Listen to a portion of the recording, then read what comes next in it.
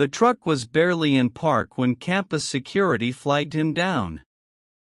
James Rollins, Army veteran, was helping his daughter move and 2 boxes left.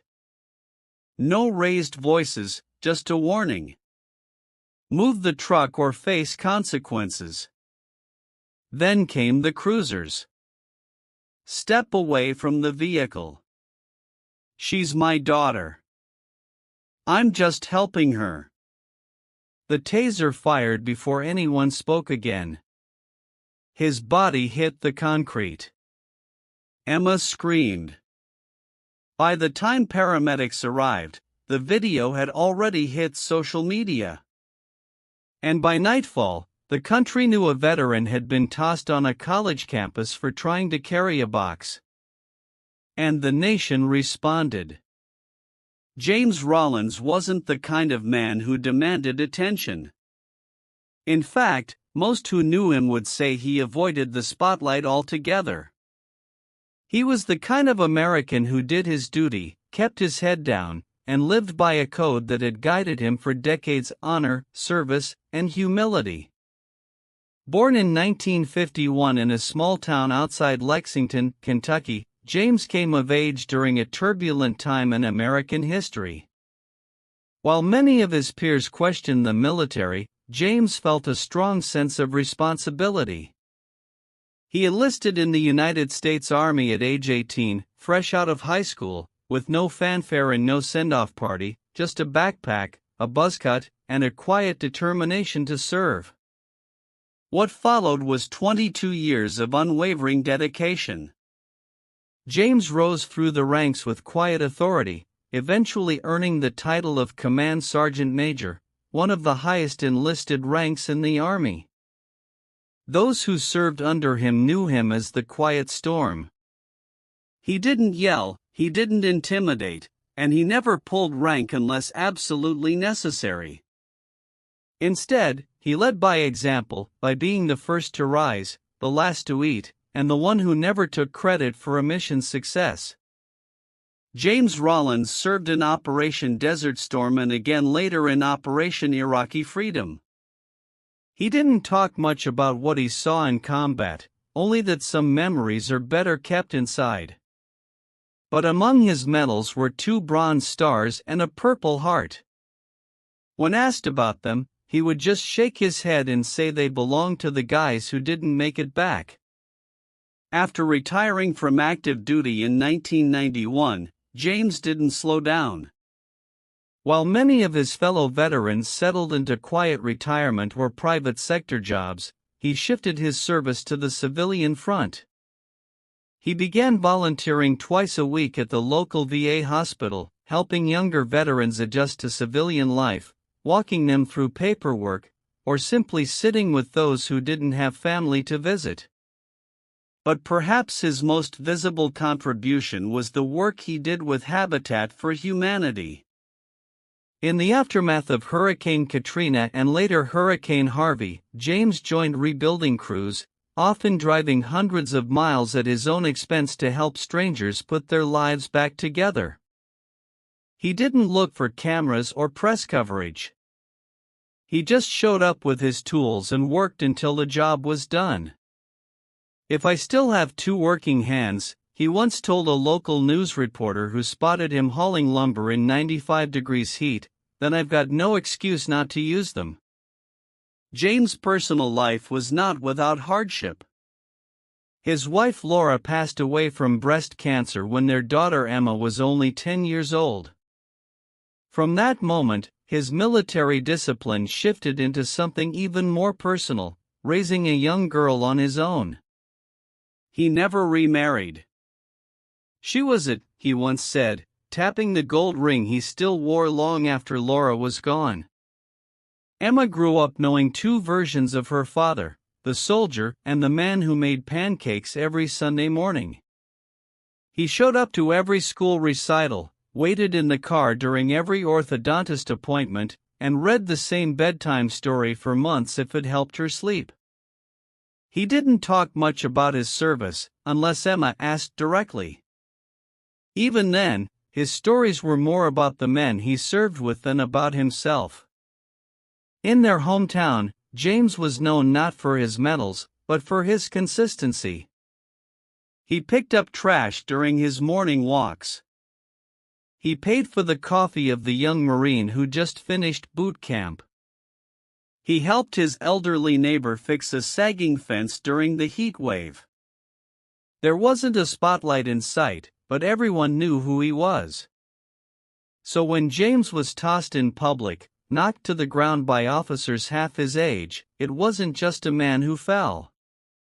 It was an entire symbol of quiet American dignity. This wasn't someone looking for trouble. This wasn't someone unfamiliar with discipline or respect. This was a man who had given his life, his youth, his body, his energy to a country that now stood by while he lay on the concrete in front of his daughter. He was quite simply the last man you'd expect to see in handcuffs. And yet there he was, unarmed, unthreatening, surrounded by flashing lights and cold stares. It wasn't just a moment of injustice. It was a moment of collective shame. The image of James Rollins sprawled on the pavement didn't just ignite outrage. It shattered illusions. If someone like him wasn't safe from this kind of treatment, then who? The irony was devastating. A man who had spent decades protecting the freedoms of others couldn't even park long enough to help his daughter move into a dorm room. The same man who had slept in the deserts of Iraq so that others could enjoy peace at home now found himself thrown to the ground for trying to carry a box. And that's who James Rollins is, not just a veteran, but a reminder of what it means to serve and how easily that service can be forgotten. It was mid-August, just after 11 a.m. and the sun hung hot over the campus of Crestwood College, a small liberal arts school tucked into the hills of southern Ohio. It was move-in day, and like every year, it was chaotic. Cars lined every inch of curb space. Students hauled futons and mini fridges up flights of stairs, and parents circled endlessly for parking that didn't exist. James Rollins wasn't looking for trouble. He had driven 7 hours from Kentucky to drop off his daughter Emma, a first-year psychology major, who had earned a partial academic scholarship. Emma had begged him not to worry about the logistics. "Dad, I can handle it. Just drop me off and go." But James wouldn't hear it. He told her the same thing he had said when she learned to ride a bike. "I'm not leaving until I see you stand on your own." They arrived just before the lunch rush, and every lot was full. After circling twice, James pulled his truck up near the back entrance of her dorm. The sign said, "No parking, service vehicles only," but half a dozen other parents were doing the same thing. James figured he could get her last 2 boxes up to the room and be gone within 10 minutes. As he stepped out of the truck and grabbed a heavy cardboard box marked books, laptops, important stuff, a campus security guard approached. The guard didn't yell, didn't demand anything, just pointed at the sign and said, "Sir, this is a fire lane. I'll need you to move." James nodded. "Just need 2 minutes to get my daughter's things inside. I'll be out of here before you're done walking back." The guard radioed something in, but didn't press further. James didn't think much of it. He and Emma walked toward the dorm, each carrying a box. He joked about the weight. She smiled. For a brief moment, everything felt right. 8 minutes later, just as they reached the sidewalk on their way back to the truck, 2 police cruisers rolled up quietly. No sirens, no lights, just 2 patrol cars pulling in fast and tight. Doors opened. 2 uniformed officers stepped out. One officer, stocky, buzzcut, maybe late 30s, walked briskly toward James. The other hung back but kept a hand near his hip. You the one blocking the fire lane? The lead officer asked. James stood upright, hands visible. Just helping my daughter move in. I was about to move it now. You were told to move it earlier. The officer snapped. I told the guard I just needed a few minutes. I'm not trying to cause a problem. Step away from the vehicle. James raised his eyebrows. I'm not resisting. I just need to grab the last box. The tension was instant. The second officer moved in now, taser drawn. Emma, standing near the back of the truck, froze. The first officer repeated, "Sir, step away from the vehicle." James pointed toward the truck bed. That's my daughter's suitcase. Let me grab it and we'll go. The taser fired. No warning, no countdown. Just the pop of electricity and the sharp gasp of a man who had spent years in the sands of Iraq, but never expected to fall like this. His legs buckled, his shoulders slammed against the curb as he hit the concrete, his body jerking from the voltage, still pulsing through the wires. Emma screamed and dropped her backpack, rushing to her father's side. He's a veteran. That's my dad. Students stopped walking. Some pulled out phones. One young man started filming. The officers shouted for Emma to step back. One began calling for medical assistance. The crowd thickened. He didn't do anything. A girl yelled. Why would you tase him? Another asked. A bystander, possibly a senior, shook his head and said loud enough for everyone around him to hear. Is this how we treat veterans now? Within minutes, paramedics arrived. James was semi-conscious but unable to sit up. Emma held his hand, her eyes wide with disbelief. One officer tried to explain to a gathering faculty member that James had been non-compliant. The word hung in the air like a lie everyone could see through. James wasn't cuffed, but his dignity had been. It all happened so fast. From a simple request for a parking grace period to a man with military medals on his shelf lying on the pavement in front of his only child, the students kept filming. The video spread almost immediately.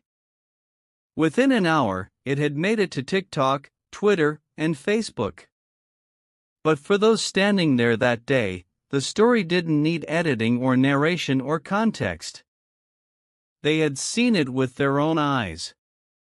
A veteran tossed on a college campus for trying to carry a box. And as the ambulance pulled away, the silence left behind wasn't peace.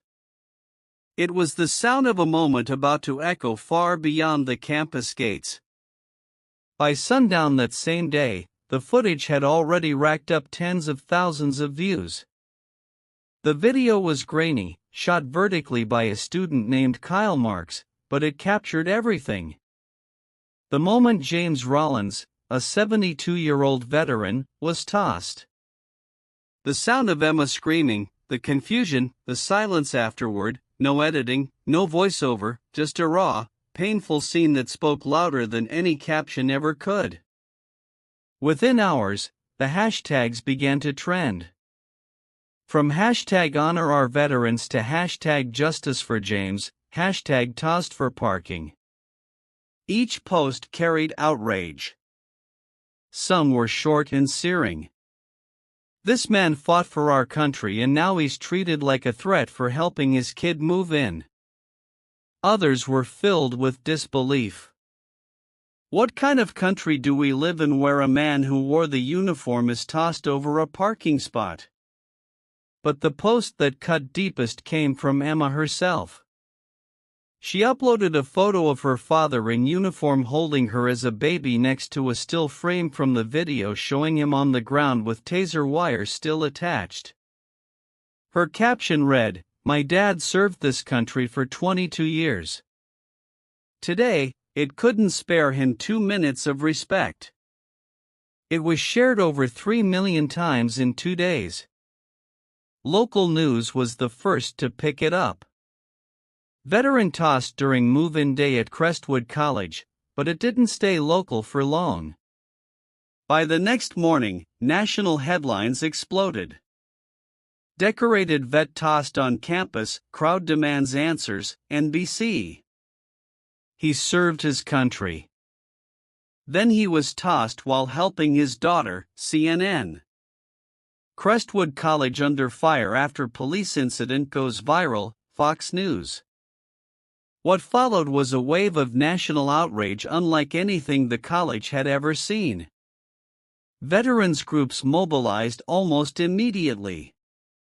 The American Legion, AMVETS, and multiple state VFW posts released videos condemning the incident.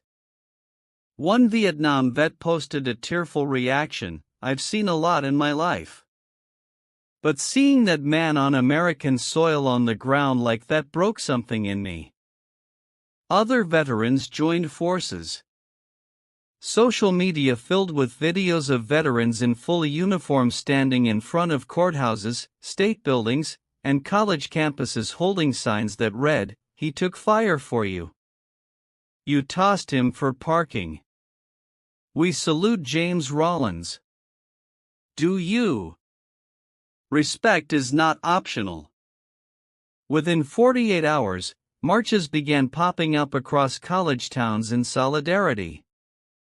At Ohio State, over 600 students and veterans staged a silent walk across campus, each carrying an American flag.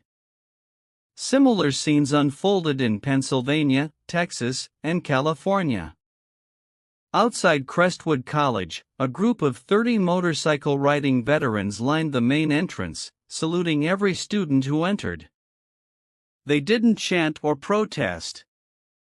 They just stood there, quiet, composed, and undeniable. The Veterans of Foreign Wars or VFW issued a rare national statement. This was not just a procedural failure. It was an act of disrespect, plain and simple. Even political figures couldn't ignore the surge. A retired colonel, Colonel Andrew Matz, appeared on CNN to discuss the matter. His words would become one of the most quoted responses to the event. "That wasn't a taser to James Rollins.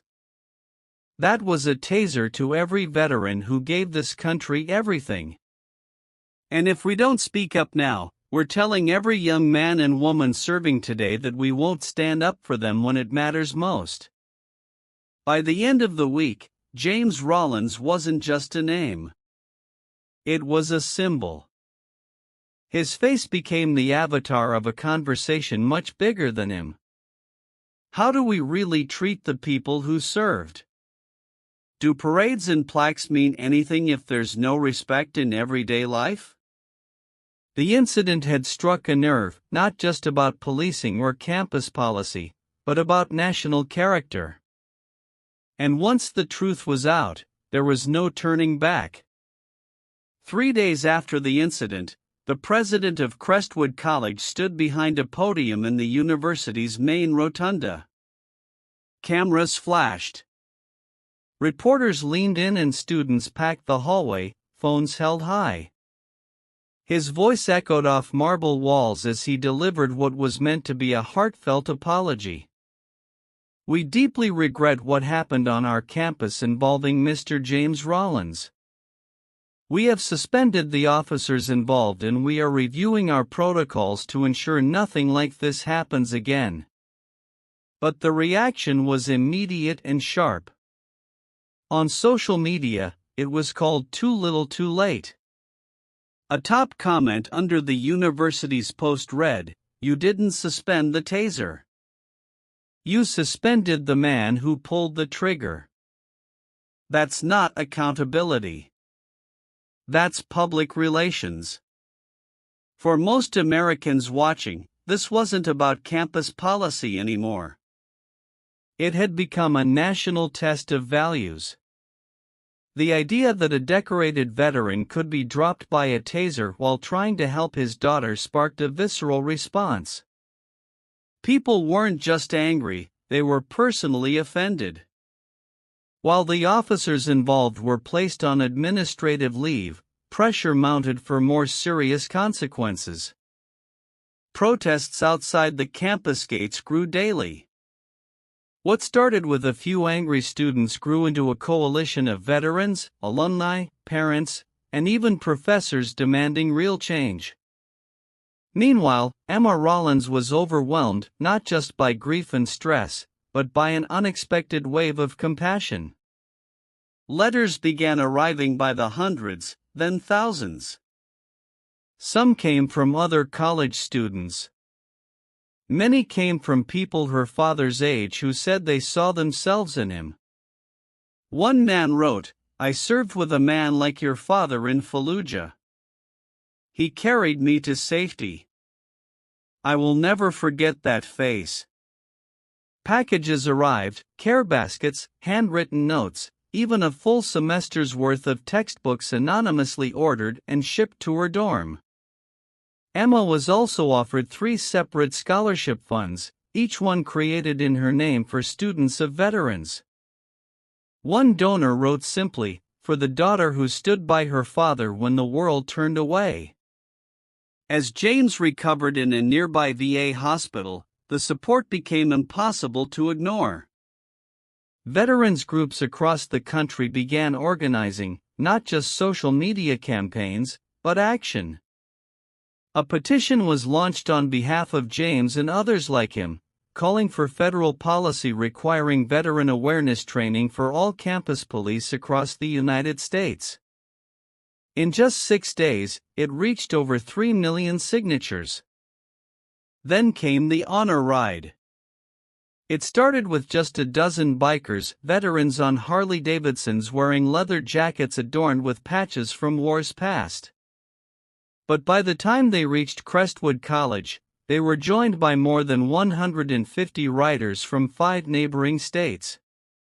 They circled the campus 3 times, each one carrying a full-sized American flag mounted on their bikes. The sound of rumbling engines, the fluttering red, white, and blue, and the silence of the crowd watching, it wasn't a protest. It was a procession, a salute, a message no one could talk over. Inside the administration building, staff watched from the windows. Some students stood with hands on their hearts. Others held signs that read, "Respect isn't optional. Honor is action, not apology." Veterans deserve better. But perhaps the most significant shift came from outside the college. Congressman Daniel Reeves, a representative from James Rollins' home district in Kentucky and himself a Marine Corps veteran, spoke on the House floor. What happened to James Rollins is not an isolated incident. It's a symptom of a culture that too often forgets the very people who guaranteed our right to forget. We cannot teach American history in classrooms while ignoring it on our sidewalks. I am calling for an immediate congressional hearing into the conduct of police forces operating on public college campuses. The chamber fell silent. By week's end, a bipartisan coalition of lawmakers had signed on. Plans were in motion.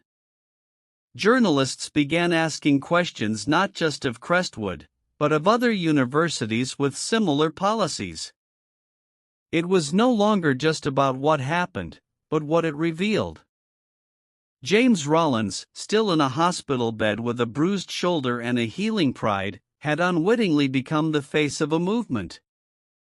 Not because he asked for it, not because he wanted recognition, but because the country saw in him something too valuable to ignore, a reminder that honor can be earned in silence. and sometimes defended with noise. Exactly 1 week after James Rollins was tossed in front of his daughter, Crestwood College held its first home football game of the season. The air was heavy with anticipation, but it wasn't about the score. No one was talking about the visiting team. Everyone was waiting to see whether James would show up. Earlier that week, the college's administration had publicly extended an invitation for James to attend as a guest of honor. They offered a seat on the 50-yard line, a halftime ceremony, even free tuition for Emma. James politely declined. He told the college president through a short letter that he appreciated the gesture. But this wasn't about ceremony. It was about principle.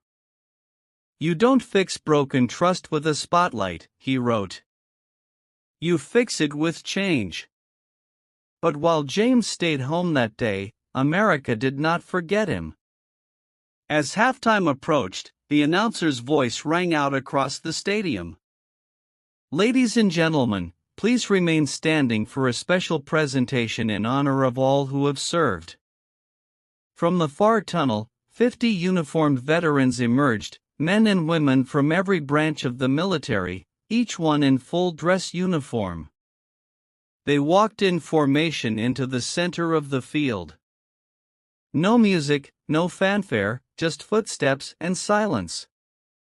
At the 50-yard line, they turned to face the broadcast camera. One by one, they raised their hands in salute. No words, no applause, just a moment suspended in time, a collective tribute to one man watching from a hospital bed miles away. Back in Kentucky, James sat upright in bed, the remote in his hand, Emma by his side. The screen showed the field, the salute, and the quiet power of what respect looks like when done right. He didn't say anything, but Emma would later say she'd never seen her father blink so slowly, as if holding back something too big for words. That single gesture, a unified public salute, went viral within minutes. The footage was clipped and replayed on every major network. Veterans across the country shared it with the caption, "He didn't need to be there to be seen." But it didn't stop there. Later that month, James received an unexpected phone call from the White House. On the other end of the line, the President of the United States. The conversation was private, but James later confirmed what was said. He didn't try to excuse what happened. He just said, "We owe you more than that, and we're going to do better."